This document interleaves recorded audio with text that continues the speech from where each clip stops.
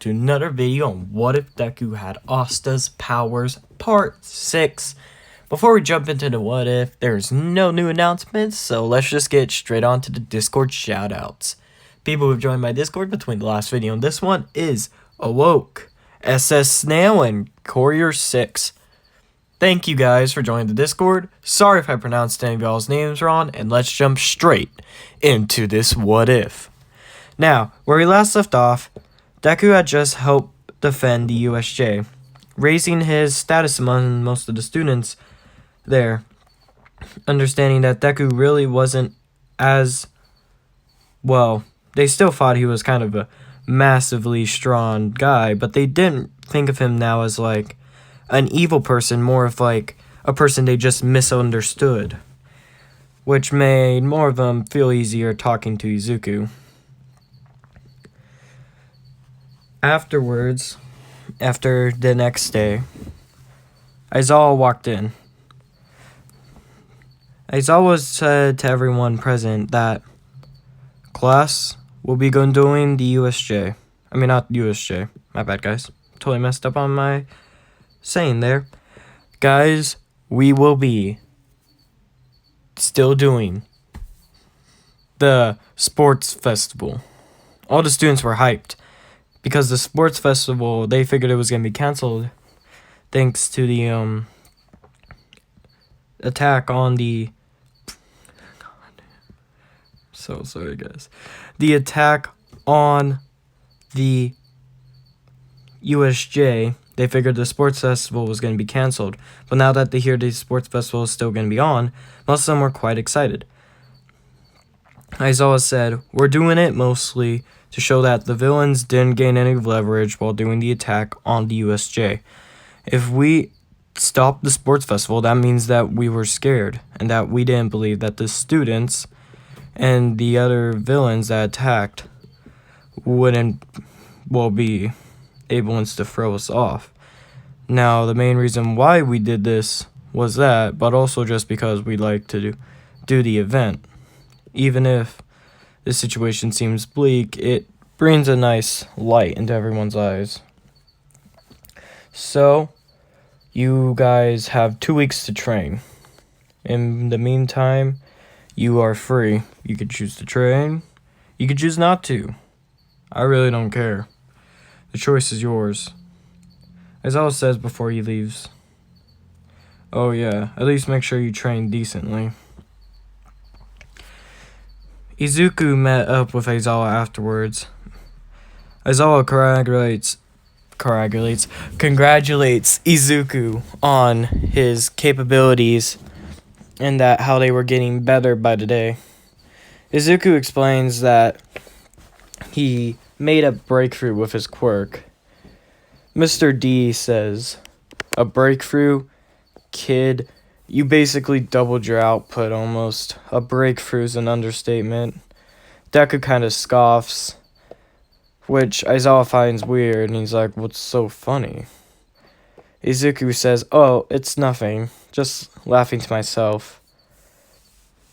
Aizawa's like, "You're acting weird again." Izuku laughs again, trying to play it off as a joke.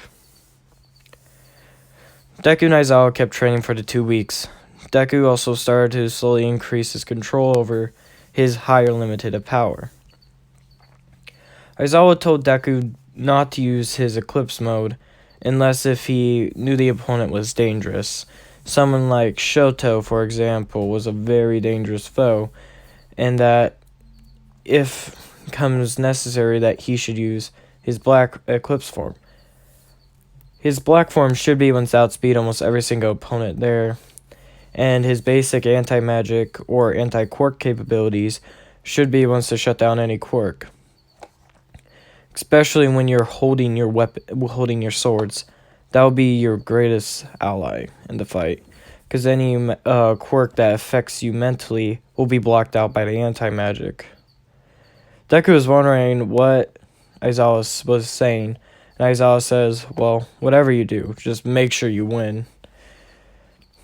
I'll be proud to see my pupil win the sports festival, so make me proud, okay?" Izuku smiles and says, "Yes, I will." Aizawa smiles back. After the 2 weeks were up, everyone went to the sports festival.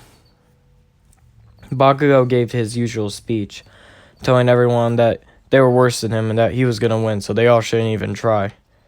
To enrage everyone. Shocker, I know.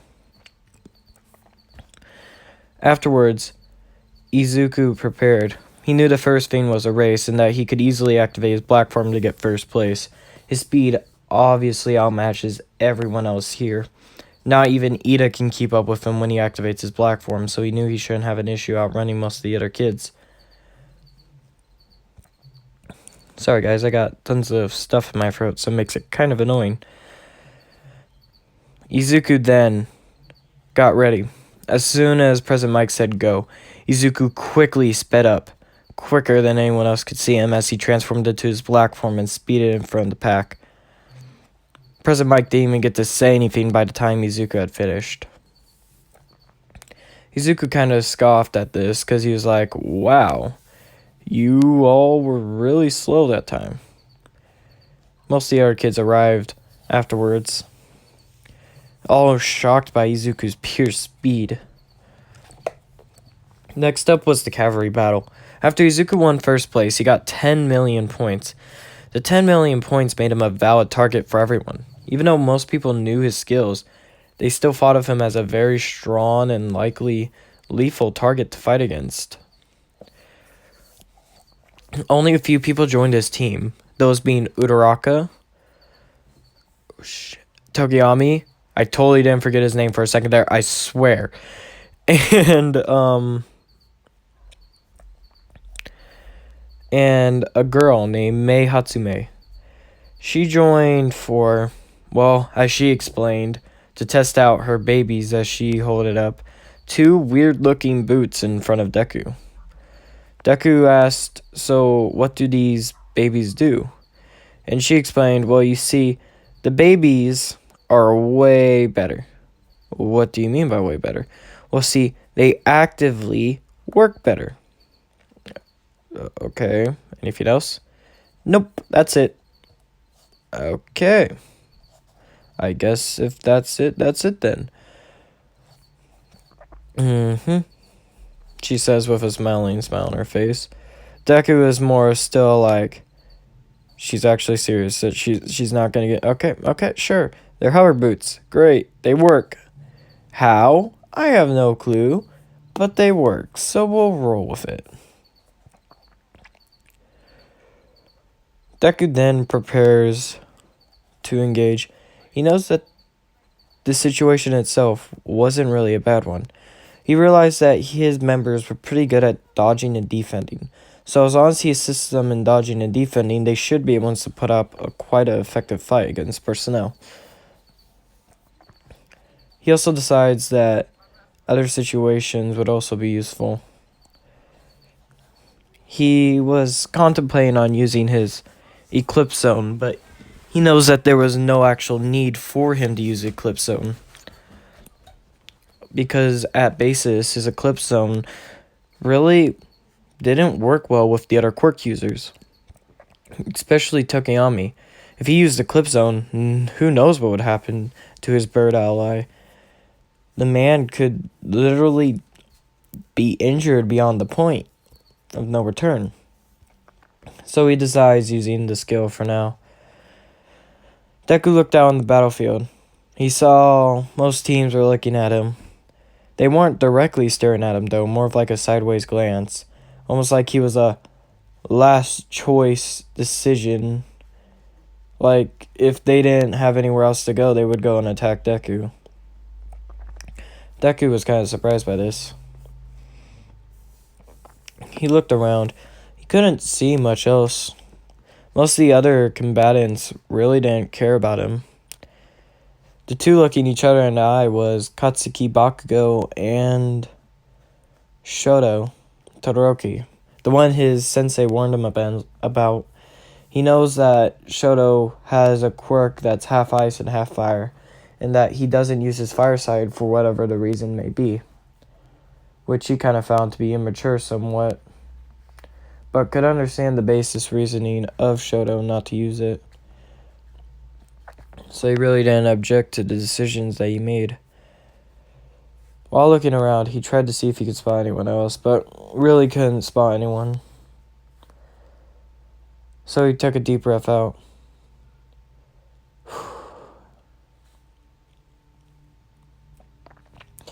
Okay, I don't know what to do.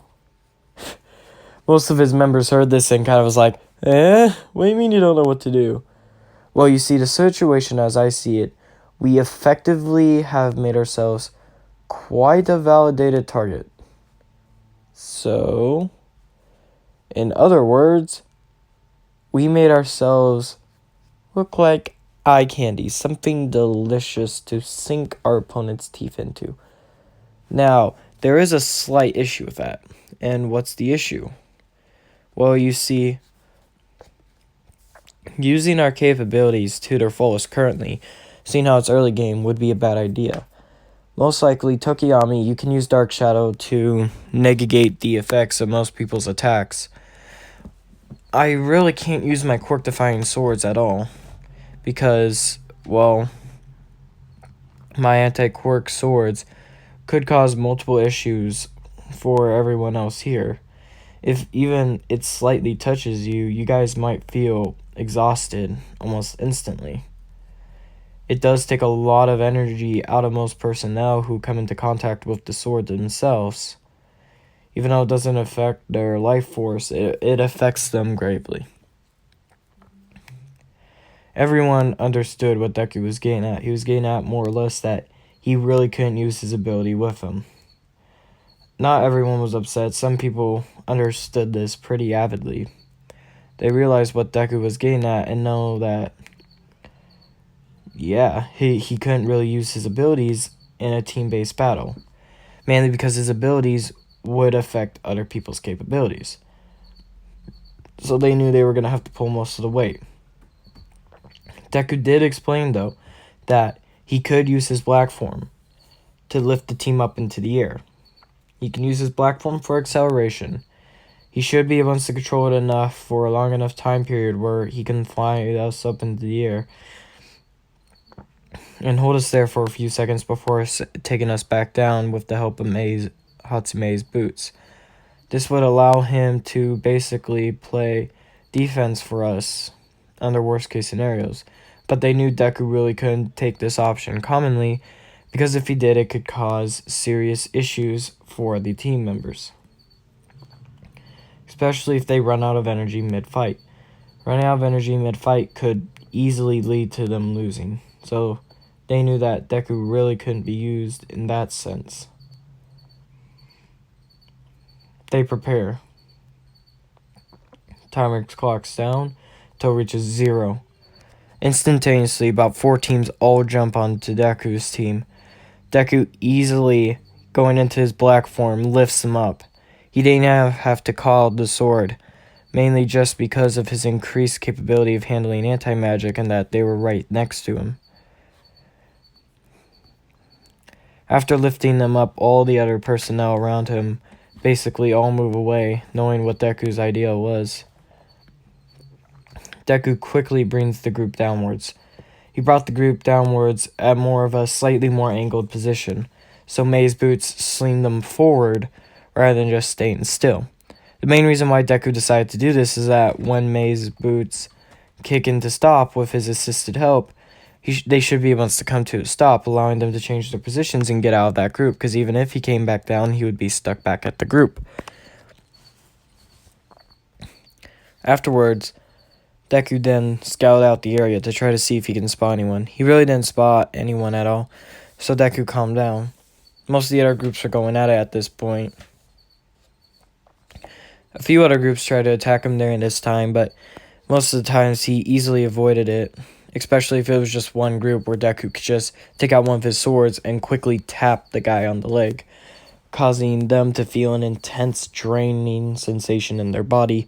As one of their team members collapse, they really can't do anything, while Deku's team can make a quick escape afterwards. Some people were thinking Deku was playing kind of cheap, but Deku really didn't care. At this point, he understood what the situation was. He knew that he had to win. Even if it was just stalling out time, he knew he had to win. When the last 30 seconds hit, two teams rushed at him that he wasn't expecting. It was Shoto's and Bakugo's. He knew that both of them probably just wanted the 10k points and decided to attack him for it. Deku kind of smiled at this. And he's like, okay, I'm going into full dark mode. I'm going to hold us up into the air for as long as I can. Uraraka, afterwards, I want you to try to touch as many of us as possible. This way we'll be able to float even longer. And then afterwards, we'll plummet back downwards. Where Mei, I want you to use your boots to sustain our fall. Mei, understanding what Deku was getting at, put her thumb up and said, okay. Deku took the group up in the air. He knew his power was starting to drain. He could feel it. Especially because he had the mental strain of having to keep it under more of a condensed fashion not to hurt Tokiyami. After keeping it under a condensed enough fashion that he wouldn't hurt Tokiyami, Deku kept them in air for 25 seconds, with only 5 seconds being left on the clock. Multiple attacks tried to go through with Bakugo and Todoroki, but none of the attacks could hit because Deku was so high up in the air. Eventually, afterwards, when they started coming down, Uraraka activated her ability to allow them to float downwards at a lesser speed, thanks to Mei's boots coming into action. When they landed, one of Mei's boots broke, but luckily the timer sounded off just at the same time, giving them the win. Next up was their 1v1s. Deku congratulated everyone to making this far, and then went to go rest. He knew he had to get back at full strength. He could enter his black form a couple times, but he couldn't just constantly enter it without a need to rest. So Deku started to rest. Eventually, one of the kids from his class, Deku really didn't talk with him much, came up to him and started talking with him. The kid's name was Ojiro and explained that the guy he was going against, Shinzo, had some weird mind control style quirk. Deku didn't know what he was meaning, like mind control? Like controlling people's minds? Yes, it's weird to explain. But basically, he can control your actions and change how you think and how you move. Deku, knowing that this was an issue, understood what Ojiro was getting at. He told Ojiro thanks and that he was happy for his assistance. Ojiro just smiles and says it's no problem. When Deku's fight started, Deku prepared. He knew Ojiro was gonna use some sort of mind control, but he didn't know how the mind control worked. So Deku grabbed out his anti-quirk sword and lightly circulated anti-quirk magic throughout his body.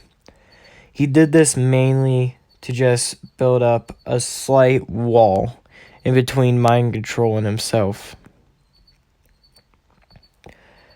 Afterwards, when the fight started, Ojiro started talking with Deku. Shinzo started talking with Deku. So, you're the fan-favorite devil boy. There's been a lot of talk about you in the other classes, how your ability is demonic or messed up. Deku didn't say anything back and was looking everywhere trying to see what the boy's ability was. Ojiro just thought he was being kind of cautious. Obviously, he wouldn't just respond back to his opponent's statements. So Ojiro continues, how you're evil at base and that how you're useless in battle because your abilities affect your allies as well. Deku started to get slightly upset, but knew that this wasn't the time to not pay attention. If Aizawa had taught him anything, it was to always pay attention in battle. To every little detail. He knew his opponent was trying to egg him on, so there was no point for Deku giving chase to the opponent's words. He sat there still. And then Deku finally said one thing. So are you going to attack or what? Ojiro smiled at this, thinking that he had just won. and began to laugh, saying, "Ha! Now you're under my control completely. Now you can't do anything." Deku smiled. He's like, "So that's your ability." "Well, as you know, my ability is to nullify quirks entirely. So, since you just attempted to use your quirk on me and I've been circulating light anti-quirk magic throughout my body this entire time, your quirk kinda didn't work." Ojiro was kinda shocked by this. He never heard someone just resisting his quirk outright. Deku explained, "What's wrong? Cat got your tongue? You're talking a lot earlier. But now that I know your weakness is responding, well, can't lie, gotta say, pretty cheap weakness." Ojiro scoffed and he's like, "This is what I don't get about this world. People like you have a better quirks and could easily defeat quirks like mine that are counted as worse and villainous." And Deku's like, "Your quirks count as villainous? God, my quirk looks demonic when I use it in full effect. You think you get ostracized? Half my class doesn't even talk to me, mainly just because I look like I'm a devil when I use it. So before you go toting that your quirk looks like evil or acts like evil, think of people who actually have evil-style quirks like mine. Then talk." Deku says as he quickly takes out Shinzo with the blunt edge of his sword, slamming into his gut, sending him flying out of the arena and into the wall. Deku scoffs, thinking about how Shinzo acted. Some of the teachers were a little bit upset by Deku's actions, but they were all in just and reason, so there was nothing they could do to object against Deku's abilities. The rest of the fights went on as normal until it went for Deku and Shoto to go up against each other. Deku was about to walk up when suddenly a man with red flames for facial hair stopped him. Deku recognized the man to be Endeavor, father of Todoroki. Endeavor states that, "Kid, I want you to make my son use his fire side. I know you can do it, so I want you to." Deku scoffs at Endeavor. He's like, "Your son won't be able to use any side." Endeavor's like, "What?" "Your son's a threat. I understand. He's one of the biggest obstacles between me winning and me losing. Now, if you want me to do anything about your father-son relationship, you're shit out of luck. I'm here to play, not here to help mend relationships between a father and a son that can't get along. It's not my job to assist you. Go talk to someone else for that." Deku says as he starts walking past. Endeavor starts to go, "Really? Do I need to show you what number 2 hero can do?" Deku scoffs and takes out a single sword. He's like, "Do you want me to show you what I can do?" Endeavor, already knowing Deku's quirk and its capabilities, knowing that it can stop any quirk, looked at the boy with mild disgust and anger. He responded, "I don't know why you're a hero. Your quirk's so much better suited for villainy."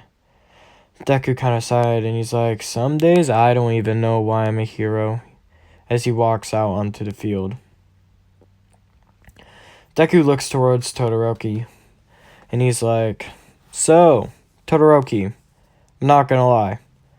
I'm giving you a minute. You don't go all in a minute, I'm ending this fight. If you do go all out in a minute, I might last for another 30 seconds. Deku, being very upset, really didn't even care if he was sounding polite at this point. He just wanted to get this day over and done with. So when he was making that proclamation to, to Todoroki, he wasn't even caring what Todoroki thought about it. Todoroki started to get ready to fight Izuku. Izuku smiled at this, knowing that Todoroki's abilities were pretty, well, good. They could easily stack up to Deku's without an issue. But Deku smiled because he knows he has one thing that Todoroki doesn't. That Deku's abilities can stop other people's powers. Since Izuku knew this, he prepared himself for a fight. Todoroki started to use ice attack after ice attack. Deku just holded up the blunt side of his sword to stop the ice attacks over and over and over again, with literally nothing happening to change Todoroki's attack patterns. Deku sighs and he's like, 45 seconds. Todoroki attacks quicker and quicker and quicker. Eventually, the speed of his attacks increased. So strong, in fact, that Cement had to actually build extra walls behind Deku to stop the ice that Deku was flinging from attacking the crowd. Todoroki's like, I'm going my strongest. What do you want me to do? Deku said, you got 5 seconds. I'm going to stop the timer and explain something. This is not your strongest. Fuck, if this is your strongest, then you're weak. Hell, I could probably beat you with my eyes closed if I had to. So, Todoroki, why don't you go your strongest? Like I requested from the start. Or do I just have to beat you before you go your strongest? Todoroki, obviously very upset by Deku's proclamation, starts to let his fire side activates. Good night. Until eventually, it burst into flames. Deku smiled, saying, there it was. And then he quickly took out his blade and took it to Todoroki. Going into his black form and using Eclipse, deactivated Todoroki's quirk before taking him out, winning Deku the battle. And that's where I'm going to leave it off for here, guys. If you liked it, hit the like button. And if you enjoyed it, hit the subscribe button. And until next time, goodbye.